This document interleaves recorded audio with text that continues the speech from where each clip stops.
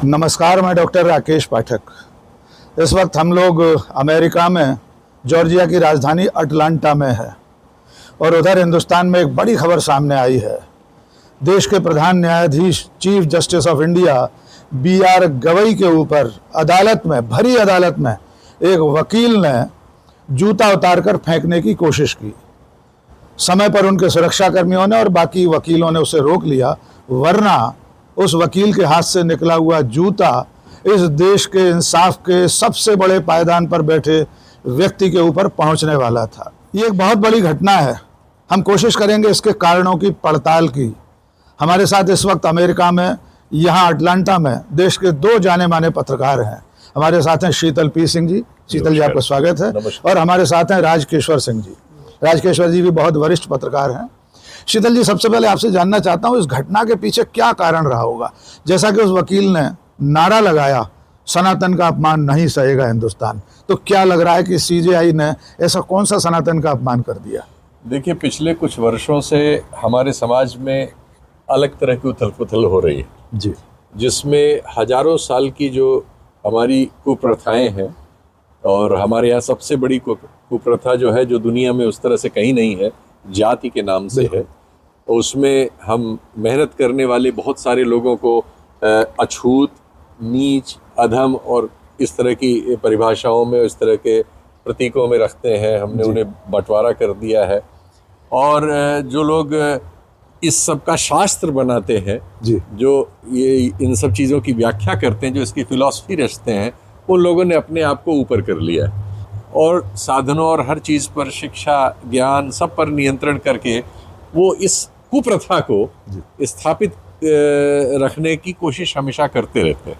लेकिन चूंकि दुनिया में बहुत सारे बदलाव पिछले 300 सालों में हुए हैं और उन बदलावों की रोशनी सब जगह पहुंची, हमारे यहाँ भी पहुंची, फिर देश आज़ाद हुआ, फिर हमने जो संविधान बनाया उसमें इस तरह की चीज़ों को अफर्मेटिव एक्शन से दूर करने की कोशिश की गई, रिजर्वेशन हुआ, उससे एक मध्य वर्ग पैदा हुआ और ये सवाल बड़े हुए। और उसी की वजह है कि आज चीफ जस्टिस ऑफ इंडिया के पद पर एक सज्जन उस समाज से पहुंचे हैं जिसे हमने नीच, अधम, अछूत और पता नहीं क्या क्या बना रखा है। लेकिन हमारे समाज की दुर्भाग्यपूर्ण स्थिति यह है कि जिन्होंने इस तरह की धारणा के आधार पर अपने को श्रेष्ठ समझ लिया है और बाकी लोगों को वो अश्रेष्ठ समझते हैं, वो इस सब को नेचुरल समझते हैं, ये अपना अधिकार समझते हैं। और इससे ज़्यादा शर्मनाक क्या हो सकता है कि 78 साल बाद भी हम इस मौके, इस स्थिति में है कि एक वैज्ञानिक सवाल करना, एक सामान्य तौर पर एक मजाक सा करना, एक टिप्पणी कर देने पर प्रतिक्रिया इस तरह से हो रही कि देश भर में बहुत सारे इस तरह के कथित गर्व से भरे हुए मूर्ख लोग, मैं कहूँगा अपराधी लोग हैं, वो उनको इस अपराध का ज्ञान नहीं है, वो मानवता के विरुद्ध कितना विशैला विचार रखते हैं कि एक दूसरे मनुष्य को वो मनुष्य नहीं समझते, वो नीच समझते हैं। बिल्कुल सही। और उसकी प्रतिक्रिया इस तरह से करना चाहते हैं और इसको अधिकार बताते हैं।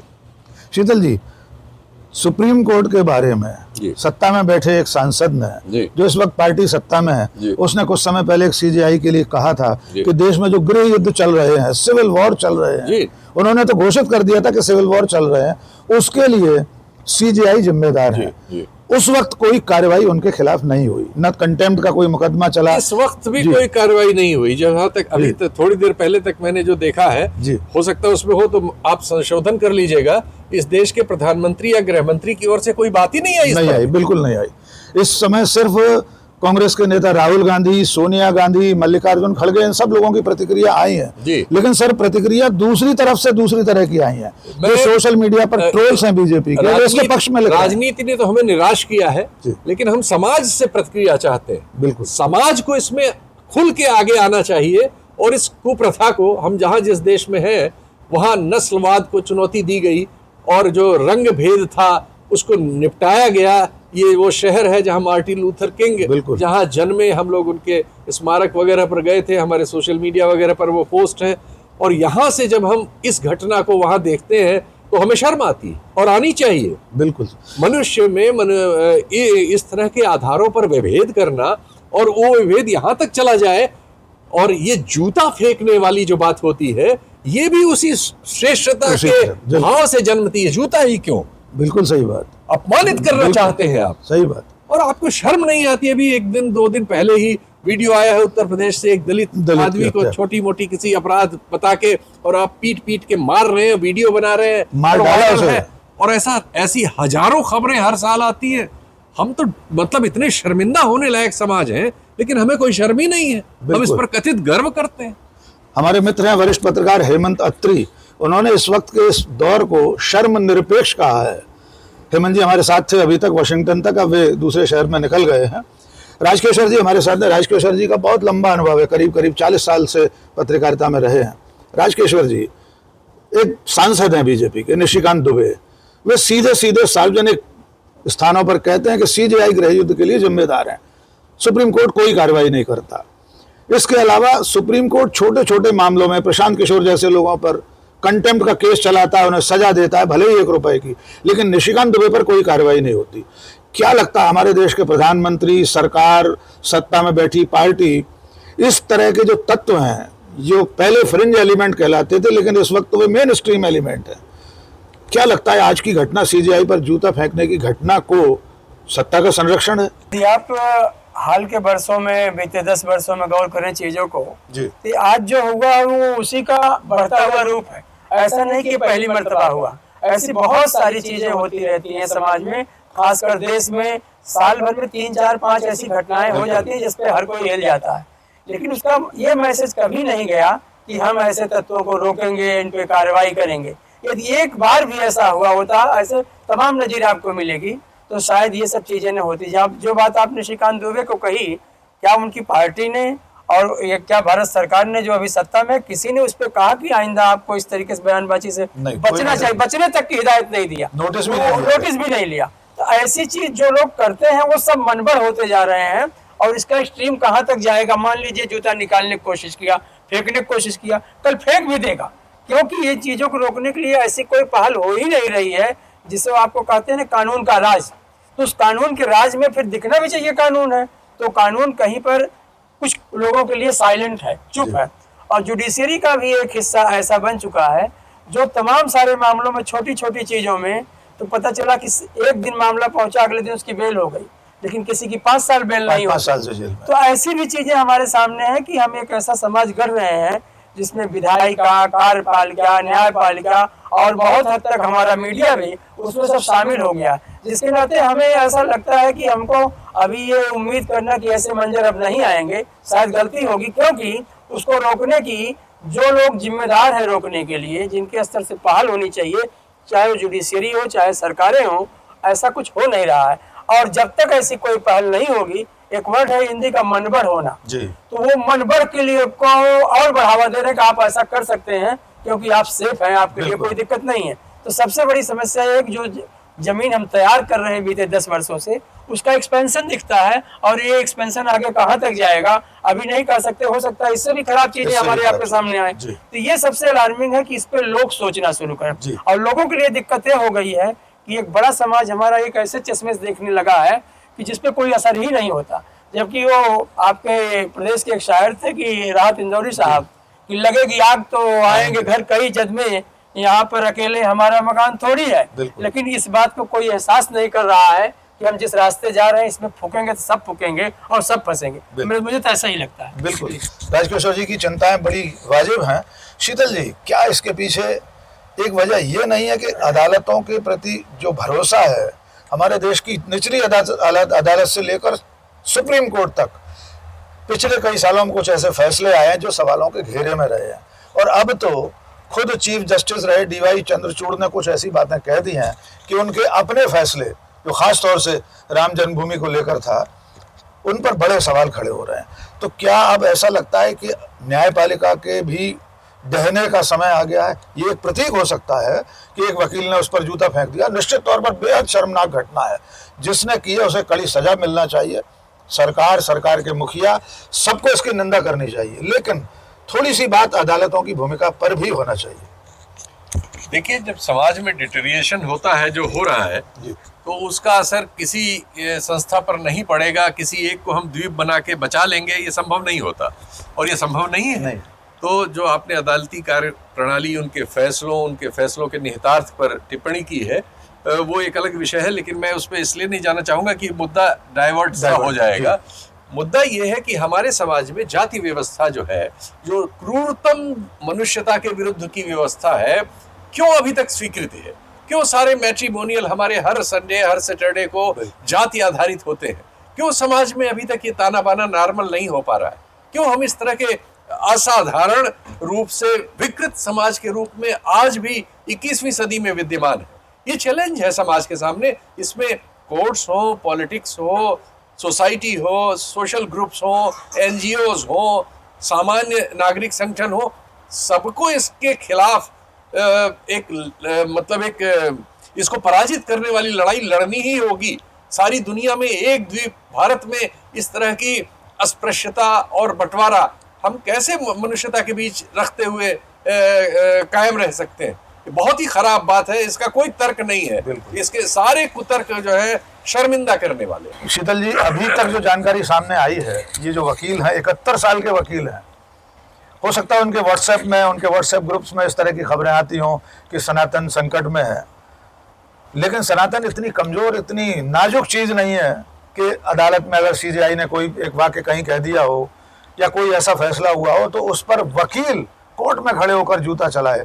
फिलहाल जो जानकारी मिली है उसके मुताबिक बार काउंसिल ऑफ इंडिया ने उन वकील साहब के वकालत करने के लाइसेंस को सस्पेंड कर दिया है, उनके विधिक कामकाज पर प्रतिबंध लगा दिया है। लेकिन इतने मात्र से काम नहीं चलेगा।